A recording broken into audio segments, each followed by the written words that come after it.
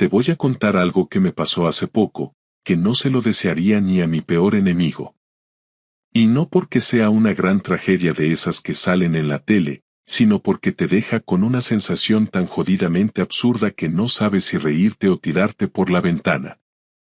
Todo empezó una tarde de miércoles, en septiembre, justo cuando volvía antes de tiempo de un viaje de trabajo en Valencia.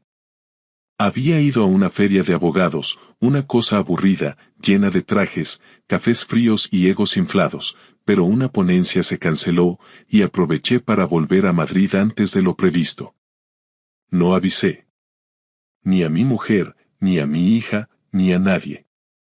Me apetecía llegar, darme una ducha, y tirarme en el sofá viendo la tele con un tinto de verano en la mano. Llego a casa a eso de las 7. Todo en silencio. La puerta cerrada como siempre. Entro, dejo el maletín en la entrada, y noto algo raro en el ambiente. No sé cómo explicarlo, como un silencio que no era el de siempre. No era paz, era como si alguien hubiera apagado el sonido justo antes de algo importante. Subo al piso de arriba. Silencio. Abro la puerta del dormitorio y la veo. A Laura. De rodillas. Y no rezando, precisamente. Se levantó de un salto, se cubrió como pudo, y lo primero que dijo fue: no es lo que parece. Y te juro que fue tan absurdo que me empecé a reír. No a carcajadas, no. Esa risa tonta, nerviosa, que te sale cuando tu cerebro entra en cortocircuito. El otro, el tipo con los pantalones a medio subir, ni siquiera me miró. Un chaval joven, pelo corto, cara de no saber si vestirse o morirse ahí mismo. Lo único que dijo fue: perdón, tío. ¿Tío? Me quedé congelado. No sabía si arrancarle la cabeza con la lámpara de noche o sentarme en la cama a preguntarles si querían un café para seguir. En mi puta casa. En mi cama. Un miércoles a las 7 de la tarde. Laura se tapaba con la sábana, como si eso cambiara algo. Yo no dije nada. Me giré, bajé las escaleras, abrí el armario del salón, saqué una cerveza y me la bebí de un trago. El chaval salió 15 minutos después, sin mirarme a la cara. Llevaba la camiseta mal puesta y las zapatillas en la mano. Salió por la puerta como un fantasma. Y Laura bajó detrás, vestida como si fuera a una cena elegante. Sergio, por favor, escúchame, dijo, casi en susurro. Yo le hice un gesto con la mano, tipo cállate. Y ahí, amigo, es donde empieza de verdad la historia. Porque ese momento en el que ves con tus propios ojos como tu mujer le hace una mamada a otro en tu dormitorio, no es el final. Es el principio de algo mucho más jodido. Más frío. Más humillante. Porque lo peor no es lo que hacen. Lo peor es lo que dicen después para justificarlo. No sé cuánto tiempo estuve sentado en el sofá, mirando fijamente la pantalla apagada de la tele con la lata de cerveza vacía entre las manos, pero cuando Laura se atrevió a bajar, ya era completamente de noche. Iba con la ropa cambiada, un chándal gris y el moño deshecho, intentando aparentar normalidad como si el hecho de que acabara de bajarse la bragueta de otro hombre en mi dormitorio fuera solo un malentendido doméstico, como si me hubiera olvidado de sacar el lavavajillas. Caminó lento hasta el centro del salón, dudando si sentarse o mantenerse de pie, con esa cara que ponen los niños cuando saben que los has pillado robando pero aún intentan convencerse de que pueden salir impunes. No me miraba a los ojos. Ni una vez. Y eso, más que cualquier mamada, fue lo que me jodió. Ni siquiera tuvo el valor de sostenerme la mirada. Sergio, necesito que me escuches, soltó con una voz tan baja que casi parecía que hablaba para sí misma. ¿Quieres un café antes de contarme por qué había un tío con la polla fuera en nuestra cama? Le contesté sin mirarla. La frase le cayó como una bofetada. Se le quebró un poco la cara, pero aún así intentó mantener esa calma forzada de quien cree que todavía tiene el control de la situación. Se sentó, cruzó las piernas, respiró hondo, como si fuera a dar una charla TED sobre cómo destruir tu matrimonio sin despeinarte. Y ahí empezó con su discurso, ese que seguramente se había ensayado 1000 veces en la cabeza pero nunca pensó que tendría que recitarlo delante de mí, porque nunca imaginó que me aparecería un miércoles sin avisar. Llevaba tiempo sintiéndome desconectada. Como si estuviéramos en piloto automático. Las rutinas, Paula, el trabajo, la casa, me estaba ahogando. Él fue solo una forma de sentirme viva otra vez. No era un plan. No es algo que yo estuviera buscando, decía, y cada palabra se me clavaba como una aguja oxidada. No por lo que significaban, sino por lo absurdas que sonaban. Porque en vez de hablar conmigo, de decirme que se sentía mal, de pedir ayuda, prefirió bajarse las bragas y abrirse de piernas para otro. Y aún tenía la cara de llamarlo forma de sentirse viva. ¿Quién es ese? Le pregunté sin rodeos. Ya no me interesaba el cuento emocional, quería hechos. Fechas. Datos. Se llama Iván. Es uno del gimnasio, dijo tragando saliva, como si hasta el nombre le supiera a mierda. Nos cruzamos varias veces en las clases de spinning. Empezamos a hablar, a coincidir en la cafetería. Nada serio al principio. Un día me invitó a tomar algo después de entrenar y se detuvo. Yo no dije nada, así que ella lo entendió como una señal para continuar. Esa vez no pasó nada, pero seguimos quedando. Me sentía escuchada, Sergio. Me miraba como tú ya no me miras. ¿Y crees que eso justifica lo de hoy? ¿Crees que porque te sentías escuchada, podías traer a un desconocido a nuestra casa, a nuestra cama, y comértelo como si yo no existiera? No, claro que no. No lo justifico. Sé que estuvo mal. Fue un error. Una locura. No fue un error, Laura. Un error es olvidarte las llaves o dejar el grifo abierto. Lo tuyo fue una decisión. Una detrás de otra. Le abriste la puerta, lo subiste a la habitación, te arrodillaste delante de él. ¿Eso fue un impulso? Porque joder, qué largo te salió el impulso. Se quedó callada. Por primera vez pareció consciente de la magnitud real de lo que había hecho. No solo la había cagado, sino que no tenía manera de vestirlo bonito. Lo peor es que todavía tenía la cara de esperar que yo lo entendiera, que me tragara su mierda emocional y asumiera que, de algún modo, yo tenía parte de culpa por haberme centrado demasiado en el trabajo, por no decirle lo suficiente lo guapa que estaba, por no estar atento a sus indirectas de mujer desconectada. Y eso me cabreó más que todo. Porque encima tenía que poner cara de psicólogo comprensivo y escucharla hablar de cómo se sentía mientras yo me tragaba la imagen de ese tío bajándose los pantalones en la alfombra que compramos juntos en Ikea. ¿Y Paula? ¿Dónde estaba? Le pregunté de repente. En casa de mi madre. Iba a recogerla después de que tú llegaras mañana. ¿Y pensabas hacerlo con el rastro de otro hombre todavía caliente en las sábanas? ¿Me ibas a dejar dormir encima de eso? ¿O cambiabas las sábanas antes? Volvió a agachar la cabeza. No dijo nada. Y ahí lo supe. No era la primera vez. Esa coordinación, ese nivel de logística, no lo improvisas en un calentón. No traes a un desconocido a tu casa sin saber perfectamente cuándo no va a haber nadie, sin tener el guión ensayado. Ahí entendí que esta escena no era la excepción, era la rutina. Que yo llevaba meses durmiendo en una mentira. Y que ella, mi mujer, no solo me había engañado, sino que había planeado cada detalle como si fuera una misión secreta. Me levanté sin decir nada. Fui al dormitorio, abrí el armario, y saqué una maleta. Metí 4 cosas. No muchas.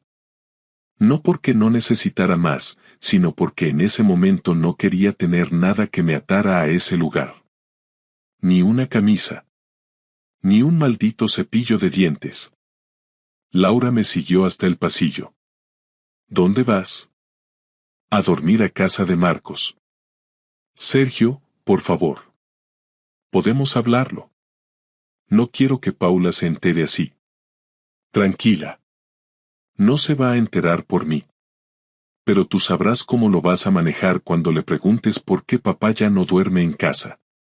No es lo que tú piensas, dijo en un último intento patético, y ahí me giré. ¿Sabes qué es lo que yo pienso?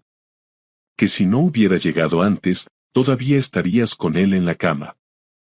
Que si Paula llega a volver hoy por lo que sea, habría visto a su madre chupándole la polla a un extraño. Eso es lo que pienso. No dijo más. Cerré la puerta tras de mí y bajé por las escaleras como un fantasma. No sé si lloré esa noche, creo que no. Solo me senté en el sofá de Marcos, me bebí media botella de whisky y me quedé dormido vestido, con los zapatos puestos. Al día siguiente, me desperté con una resaca de esas que parecen castigo divino, pero al menos no tenía que ver la cara de Laura intentando darme lecciones de amor moderno. Y aún no sabía lo que venía después. A la mañana siguiente me desperté en el sofá de Marcos con la espalda destrozada y un dolor de cabeza que parecía el ruido de un martillo dentro del cráneo. El salón olía a tabaco, a sudor y a whisky viejo, y en la mesa había 3 vasos, 2 vacíos y uno a medio llenar. Marcos dormía en el sillón, en camiseta, con el móvil en la mano. Me quedé unos minutos en silencio, intentando entender si todo lo de la noche anterior había sido real o si mi mente había exagerado por culpa del alcohol. No tardé en recordar cada segundo, cada palabra y cada gesto de Laura. No había nada que exagerar. Había sido real, crudo y tan feo que me revolvía el estómago solo de pensarlo. Marcos se despertó cuando oyó el ruido del grifo. Me miró desde el sillón con cara de cansancio y me dijo que tenía cara de cadáver. Me encogí de hombros, le pedí un café, y mientras lo preparaba me preguntó sin rodeos qué había pasado. No soy de los que se abren fácilmente, pero necesitaba soltarlo. Le conté lo que había visto, lo que había dicho Laura, y cómo me había largado con una maleta medio vacía. Marcos se quedó callado un rato. No me interrumpió, ni me dio palmadas en la espalda, ni soltó frases vacías tipo ánimo, tío. Cuando terminé, solo dijo que tenía que volver a casa, que por mucho asco que me diera, había que poner las cosas en orden. Tenía razón, y lo sabía, pero me daba un asco tremendo la idea de volver a ese piso, a esa cama, a esas sábanas que ya no eran mías. Salí a la calle después del mediodía. Caminé sin rumbo, sin ganas, solo para gastar el tiempo antes de decidir qué hacer. En el móvil tenía 3 llamadas perdidas y un mensaje de Laura: por favor, vuelve. Hablamos tranquilos. Te lo pido por Paula. No lo respondí. No porque quisiera hacerme el duro, sino porque cualquier cosa que dijera iba a salir contaminada por la rabia. Pasé el resto del día caminando por el centro, sentado en bancos, mirando a la gente. Todo el mundo parecía tener algo que hacer, algún sitio a donde ir. Yo solo tenía un vacío en el estómago y una especie de ruido en la cabeza que no me dejaba pensar con claridad. A las 6 de la tarde llamé a mi hermana Lucía. No le conté todos los detalles, pero sí lo esencial. Su reacción fue una mezcla entre sorpresa y enfado, aunque no hacia mí, sino hacia Laura. Dijo que era mejor que pasara la noche en su casa, pero no quise. Me daba vergüenza aparecer allí con la maleta y tener que inventar una excusa para Paula cuando la viera. Así que me quedé otra vez en casa de Marcos. Dormí mal, con la cabeza llena de imágenes que no podía borrar. El viernes por la mañana Laura volvió a escribir. Esta vez no era un mensaje corto, sino un párrafo largo. Me pedía perdón, decía que había terminado con el tipo, que se había dado cuenta del error, que no quería perderme y que necesitaba hablar conmigo para encontrar una manera de arreglarlo. Leí el mensaje 3 veces, y en cada lectura me sonó más a un guión barato de arrepentimiento que a un mensaje sincero. Aún así, había algo que me empujaba a verla, tal vez por curiosidad, tal vez porque una parte de mí aún no aceptaba del todo lo que había pasado. Así que le escribí que iría esa tarde, pero solo para hablar, y que Paula no podía estar en casa. Cuando llegué, me temblaban las manos. No de miedo, sino de rabia contenida. Ella me abrió la puerta, despeinada, con los ojos hinchados y un gesto entre nervioso y aliviado. Me ofreció pasar, pero no acepté su abrazo. Nos sentamos frente a frente, en el salón. Tenía las manos entrelazadas sobre las rodillas y hablaba con un tono bajo, casi temblando. Dijo que no había sentido nada real por el otro, que había sido una confusión, que se había dejado llevar porque llevaba meses sintiéndose vacía. Que yo era distante, que estaba demasiado centrado en el trabajo, que no la escuchaba. Todo el catálogo de excusas que uno ya se imagina cuando la otra persona intenta salvar algo que ya está muerto. ¿Tú sabes lo que hiciste?, le dije. No me refiero al polvo, ni al tipo ese. Me refiero a mí, a lo que me hiciste sentir. Lo sé. No hay forma de justificarlo. Pero lo estás intentando. Llevas media hora intentando que me compadezca de ti. No quiero que me tengas lástima, Sergio. Quiero que entiendas que no fue por falta de amor. No digas amor. No uses esa palabra, que te queda grande ahora mismo. Se hizo un silencio incómodo. Ella se levantó, fue a la cocina, y volvió con 2 vasos de agua. Me lo ofreció como si eso pudiera suavizar algo. Lo dejé en la mesa sin tocarlo. ¿Has hablado con él?, pregunté. No. Lo bloqueé en todas partes. No quiero saber nada. ¿Y me tengo que creer eso? No te estoy pidiendo que me creas. Te estoy pidiendo una oportunidad. Esa frase me hizo reír, una risa corta, sin alegría. Le pregunté si tenía idea de lo humillante que era estar ahí, en el salón donde había pasado años, sabiendo que ese espacio se había convertido en un teatro de mentiras.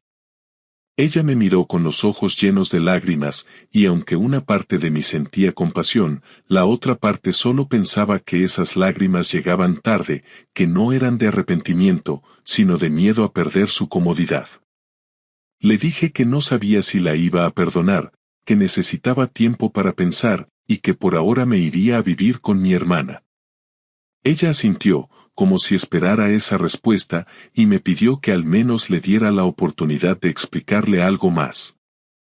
Me dijo que el tipo era monitor en el gimnasio, que se habían liado varias veces, no solo una. Lo soltó de golpe, sin anestesia.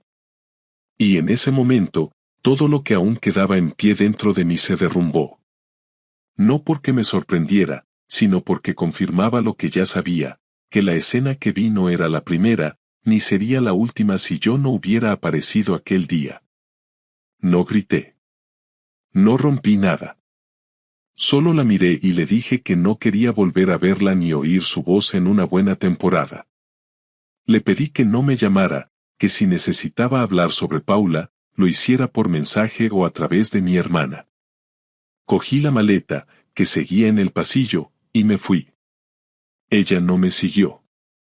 Creo que sabía que cualquier palabra más solo empeoraría las cosas. Durante los días siguientes, mi vida se redujo a ir de casa al trabajo y del trabajo a casa de Lucía. No hablaba con casi nadie, apenas comía, y dormía poco. Cada vez que cerraba los ojos veía la misma escena. Era como si la imagen se hubiera tatuado en mi cabeza. A la semana, Laura me escribió de nuevo. Decía que Paula empezaba a hacer preguntas, que no entendía por qué dormía sola con su madre y por qué yo no estaba allí. Le contesté que le dijera que estaba trabajando fuera unos días. Me costó cada palabra de ese mensaje, pero no quería meter a mi hija en medio de un desastre que no era culpa suya. Esa noche me quedé despierto, mirando el techo. Pensaba en cómo una vida entera podía desmontarse en cuestión de horas. Pero también empecé a pensar en algo que hasta entonces no había querido considerar, la venganza.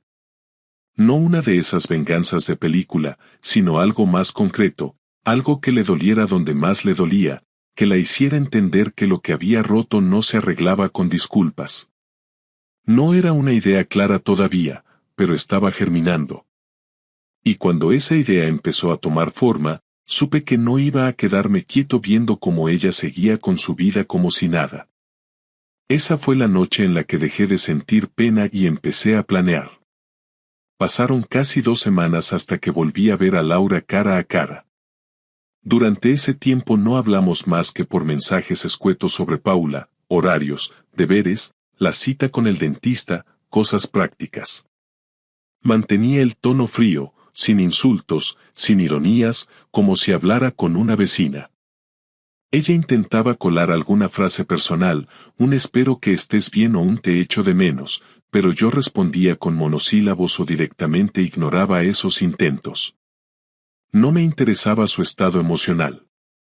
Quería que sintiera la misma indiferencia que yo fingía.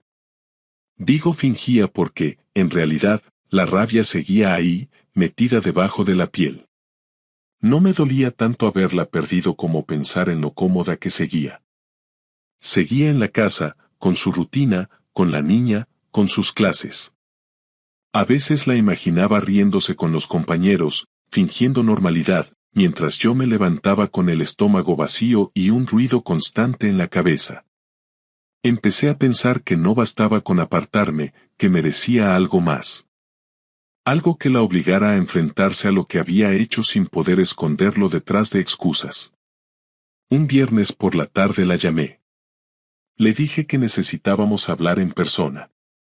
No quería hacerlo en casa de Lucía ni en un bar. Le propuse vernos en la cafetería de la esquina, esa donde íbamos siempre cuando Paula era bebé. Aceptó enseguida, como si llevara días esperando esa llamada. Llegó 10 minutos antes. Llevaba el pelo suelto, una blusa blanca y unos vaqueros, intentando parecer sencilla, cercana. Yo la vi entrar desde la ventana y me quedé observándola un rato antes de hacerle una señal. Cuando se sentó, noté ese silencio tenso que solo tienen las parejas que ya se conocen demasiado. Gracias por venir, dijo ella. No me des las gracias, no es un favor. Pidió un café con leche. Yo pedí uno solo. Pasaron varios segundos sin decir nada. Ella se movía inquieta, se tocaba el anillo, bajaba la mirada y la volvía a subir. Parecía una alumna esperando la nota de un examen. He pensado mucho en todo, dijo finalmente. No quiero perderte, Sergio. Quiero intentar arreglar las cosas. ¿Arreglar qué? Pregunté. Nosotros. Lo que teníamos. Nosotros ya no somos nada, Laura. Hay una hija de por medio, sí, pero como pareja se acabó. No puede acabarse así. 10 años juntos no se tiran a la basura. No los tiraste a la basura, los usaste como trampolín para acostarte con otro. Intentó mantener la calma, pero se le escapó una lágrima. La dejó correr sin limpiarla. Yo no sentí pena, solo cansancio. Quería que terminara de una vez ese teatro de lágrimas.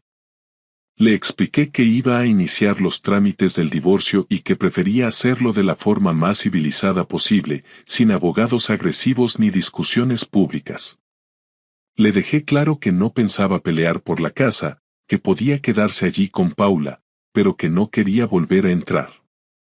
Dijo que entendía, que aceptaba, pero me pidió que no hiciera nada sin hablarlo primero. ¿Sabes qué es lo peor? Le dije antes de levantarme. Que todavía intentas que sienta culpa por dejarte. Ella me miró confundida. No quiero que sientas culpa. Sí, la quieres. Quieres que crea que te fuiste con otro porque yo no te hacía caso, porque estaba sola. No es verdad.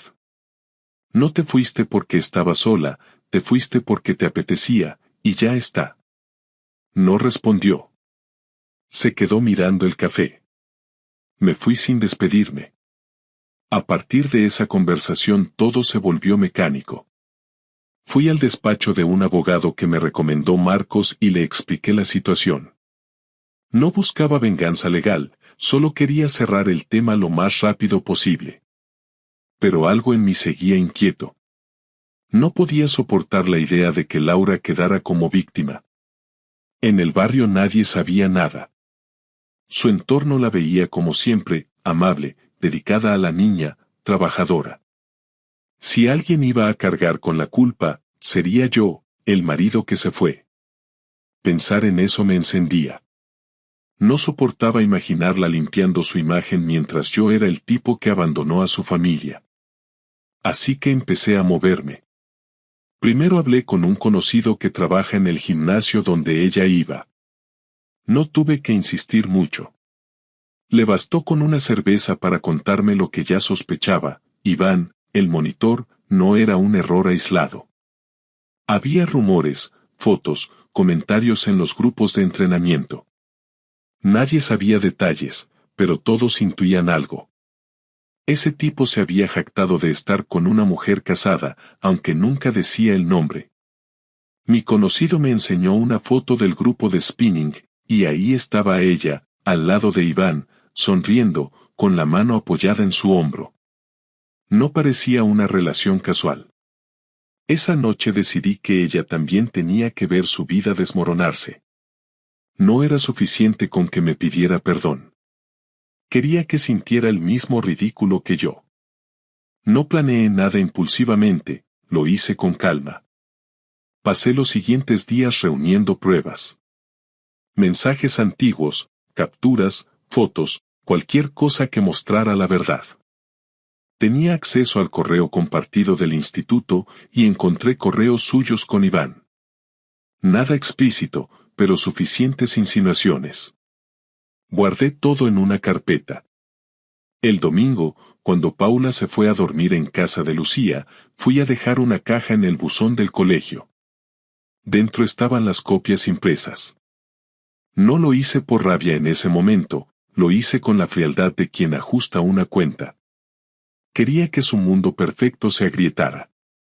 Quería que los compañeros que tanto admiraba la vieran como lo que era. 2 días después me llamó. Me gritó desde el primer segundo. Sabía que había sido yo.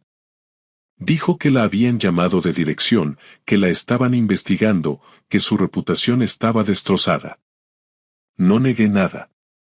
¿Querías hacerme daño?, gritaba. ¿Querías que me echaran del trabajo? No, quería que dejaras de fingir. Has destrozado mi vida. Tú destrozaste la mía primero. Hubo un silencio largo, solo su respiración entrecortada. Paula no puede saber esto, te lo ruego, dijo al final. Depende de ti, respondí antes de colgar. No dormí esa noche. No por remordimiento, sino porque la tensión se me quedó pegada al cuerpo. Tenía la sensación de que algo había terminado de romperse, algo que ya no tenía arreglo. Al día siguiente me enteré de que la habían apartado temporalmente mientras investigaban. No me alegró, pero tampoco me dio pena. Era consecuencia directa de sus decisiones. Durante las semanas siguientes, Laura me escribió varias veces, alternando insultos y súplicas. A veces me decía que era un monstruo, otras me pedía que hablara con la dirección para aclarar las cosas. No respondía ninguna. Me limité a organizar mi nueva rutina. Paula venía a dormir conmigo algunos fines de semana y yo intentaba que no notara el desastre. Le inventé una historia de que su madre y yo necesitábamos un tiempo para pensar. Ella aceptó sin muchas preguntas, aunque sé que entendía más de lo que parecía. Un viernes por la tarde, cuando la dejé en casa de su madre, Laura me esperó en la puerta. Me pidió que bajara del coche. Me dijo que la habían despedido. Que Iván había desaparecido y que todo el instituto sabía la historia.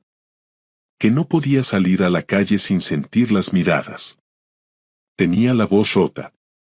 Yo la escuché en silencio. No disfruté de su dolor, pero tampoco me compadecí. Cuando terminó, me dio las gracias por arruinarle la vida. Le respondí que no necesitaba darme las gracias, que lo había hecho sola. Esa noche, por primera vez en mucho tiempo, dormí 8 horas seguidas. No soñé con ella, ni con Iván, ni con nada. Me desperté con la cabeza clara. Había terminado la parte más sucia. No quedaba nada por destruir. Solo faltaba decidir qué hacer con los restos. Una semana después de aquel último encuentro en la puerta de su casa, Laura me escribió un mensaje corto, sin insultos, sin lágrimas, sin excusas. Me pidió una conversación cara a cara, no por ella, sino por Paula. Me pidió que fuéramos sinceros, que dejáramos de arrastrar esto como si el tiempo fuera a arreglar lo que estaba podrido. Me dijo que no quería seguir jugando a que la normalidad iba a volver, que necesitábamos hablar de frente, sin rodeos, sin gritos, sin el peso de todo lo que habíamos hecho. Le respondí que sí, pero que quería que fuera en un lugar neutral, sin la niña cerca, sin la casa de por medio.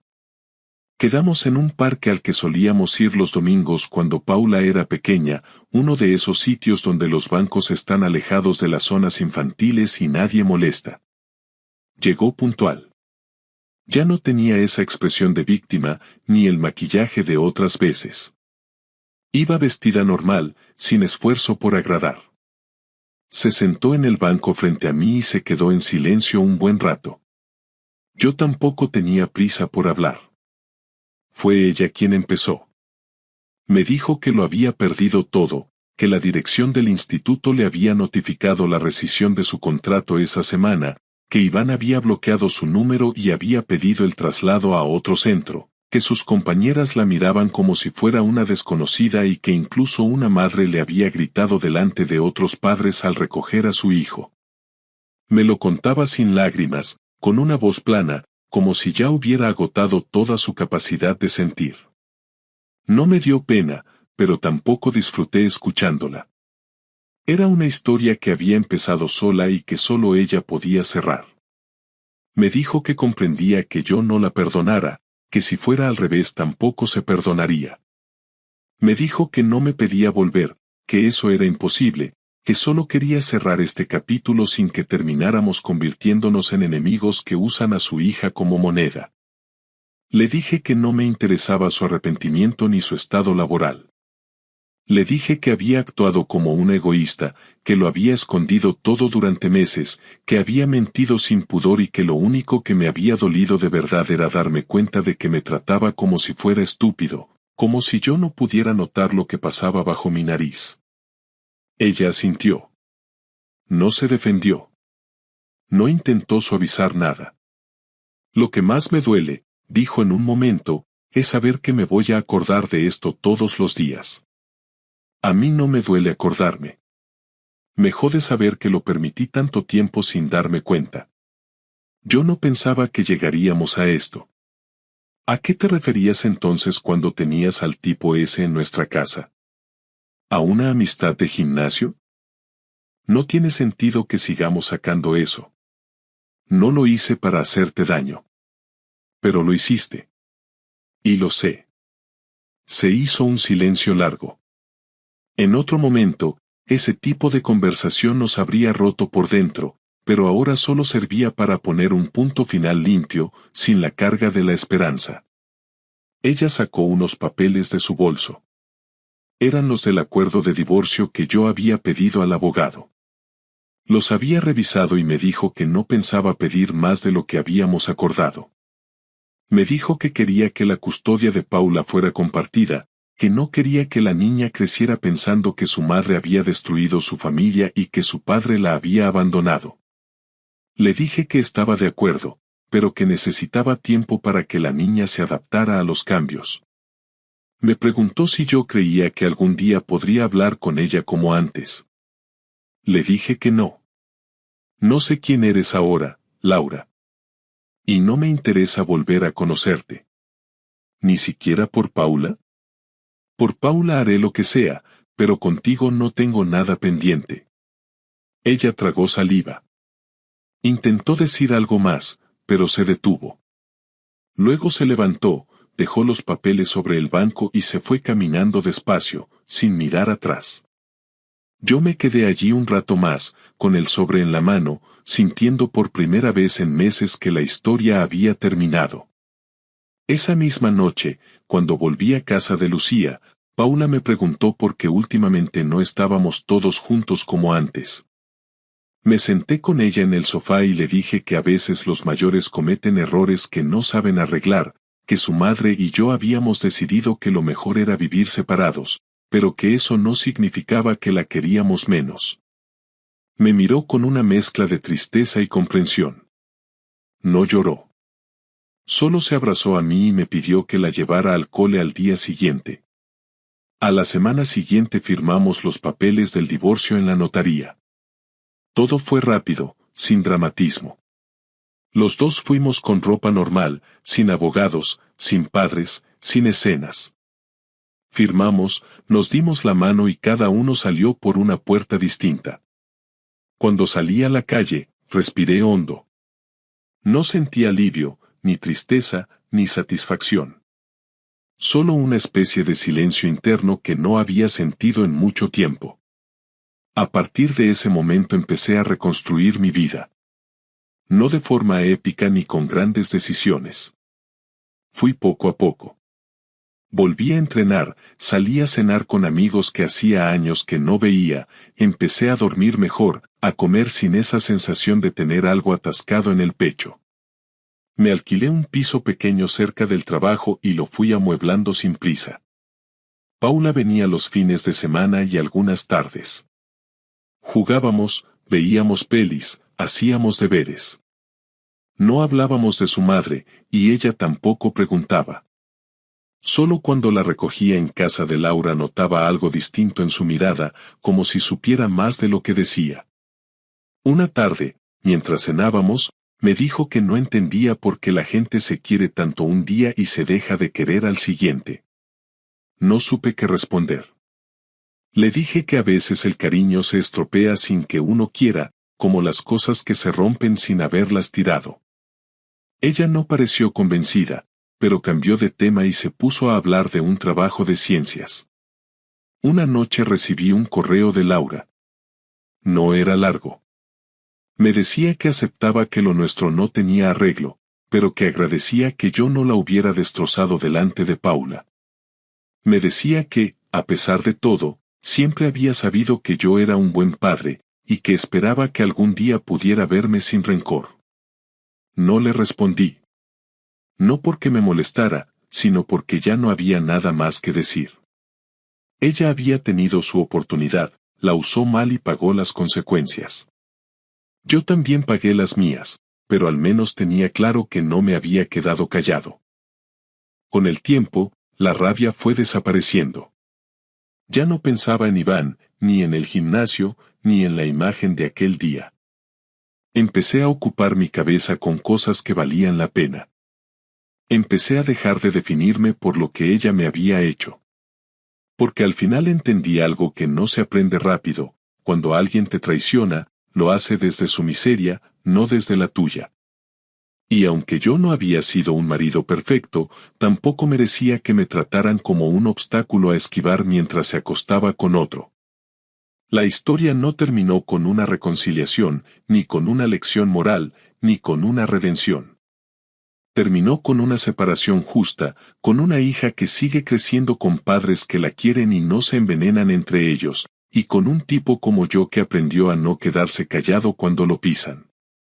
Han pasado 6 meses desde que firmamos el divorcio y ya no me levanto con esa sensación de tener que mirar el móvil para ver si ha escrito algo, ni tengo que dar explicaciones de a qué hora vuelvo, ni me encuentro pensando qué estará haciendo ella mientras yo intento dormir en otro sitio.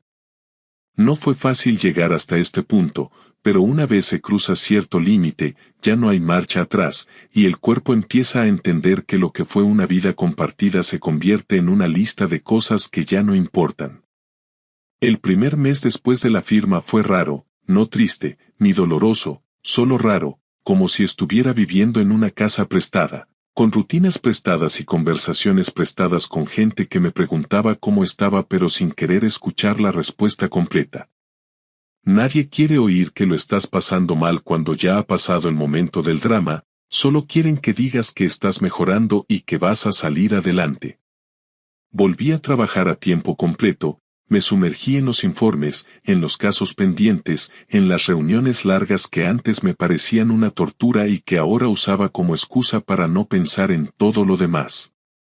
Me mudé a un piso más pequeño, de 2 habitaciones, en una zona más tranquila, sin el ruido del barrio anterior, sin vecinos que conocieran mi historia. Lo amueblé con lo justo, sin fotos en las paredes, sin recuerdos enmarcados, con muebles funcionales y poco más. Paula venía los fines de semana y algunas tardes entre semana. Nos acostumbramos rápido a la nueva dinámica, como si siempre hubiera sido así. Ella no preguntaba por su madre cuando estaba conmigo, y yo tampoco hablaba de Laura, ni bien ni mal. Nos limitábamos a estar presentes, a vivir ese tiempo sin ruido. Un día, después de cenar pizza en el salón, Paula me preguntó si ya tenía otra novia. Le dije que no estaba buscando nada, que estaba bien así. Me miró sin decir nada más, pero sé que entendió que era una respuesta sincera. Me preguntó si mamá tenía novio y le dije que eso tenías que preguntárselo a ella. Nunca volvió a sacar el tema. En realidad, desde hacía meses, yo ya no pensaba en Laura como mi mujer. Era simplemente la madre de mi hija, una persona con la que compartía responsabilidades, pero no emociones. Me enteré por Lucía que seguía sin trabajo estable, que había intentado dar clases particulares pero que no le estaba yendo bien. A veces tenía la tentación de alegrarme, pero no lo hacía. Me daba igual. Había cruzado esa línea en la que ya no importaba si le iba bien o mal. Había dejado de formar parte de mi mundo. Una tarde me crucé con Iván en la calle. Iba solo, con ropa deportiva, y cuando me vio se le notó que no sabía si saludar o cruzar la acera. Yo lo miré directo, sin fruncir el ceño, sin mostrar nada. Se detuvo a 2 metros, incómodo, y me soltó un lo siento en voz baja. Le dije que no tenía nada que decirle, que lo que hizo no me lo había hecho a mí, que fue Laura quien abrió la puerta, y que él solo fue una pieza más en una historia de mierda. Se quedó callado, asintió y se fue. No me hizo sentir mejor, pero al menos cerraba otro capítulo. Empecé a salir con más frecuencia, a ver gente, a decir que sí a planes que antes rechazaba por pereza o por costumbre. No buscaba una relación, ni amor, ni compañía, solo distracción. Salí un par de veces con una compañera del trabajo, cenamos, reímos, pasamos una noche juntos, pero no hubo conexión real. Era como intentar pintar encima de una pared que todavía está húmeda. Me di cuenta de que necesitaba más tiempo, no para sanar, porque esa palabra me parecía exagerada, sino para estar completamente limpio por dentro, sin restos de lo que había pasado. Un domingo por la tarde, mientras Paula dibujaba en la mesa del salón, me miró y me dijo que le gustaba que mi casa oliera diferente. Le pregunté a qué se refería, y me dijo que en casa de mamá todo olía más triste. No supe qué contestar. Cambié de tema, le ofrecí un helado y ella se olvidó del comentario, pero yo no. Me quedé pensando en cómo los niños perciben las cosas sin necesidad de que se las expliquen.